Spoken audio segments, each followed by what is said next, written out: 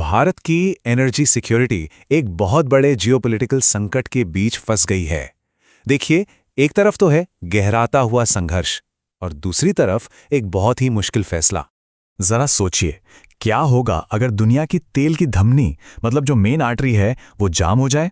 सुनने में शायद एक हाइपोथेटिकल सवाल लगे, लेकिन भारत के लिए ये एक असली खतरा बन चुका है, क्योंकि हमारे एक बहुत ही जरूरी एनर्जी सोर्स पर संकट के बादल मंडरा रहे हैं। और ये आंकड़ा आपको चौंका देगा। 40%। जी हां, भारत जितना भी कच्चा तेल इंपोर्ट करता है उसका 40% हिस्सा हॉर्मुज़ स्ट्रेट से होकर गुजरता है, और यही वो आर्टरी है जिसके ब्लॉक होने का खतरा है।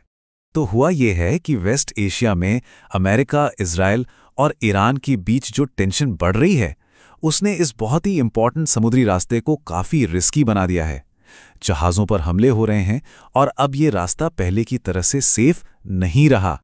और ठीक इसी मुश्किल समय में रूस ने एक सिग्नल दिया है। वो सिग्नल ये है कि वो भारत के लिए एक बैकअप एनर्जी सोर्स बनने को तैयार है।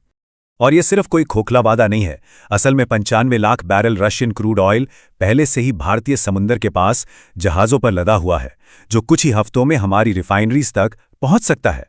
लेकिन रुकिए, बात सिर्फ यहीं खत्म नहीं होती। रूस का जो ऑफर है वो इससे भी कहीं बड़ा है।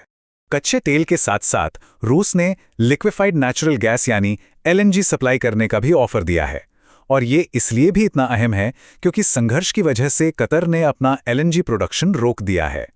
तो सवाल ये है कि भारत को इस मदद की जरूरत कितनी जल्दी है। खैर, अच्छी खबर यह है कि भारत के पास एक सेफ्टी नेट है, लेकिन वो भी कुछ ही समय के लिए।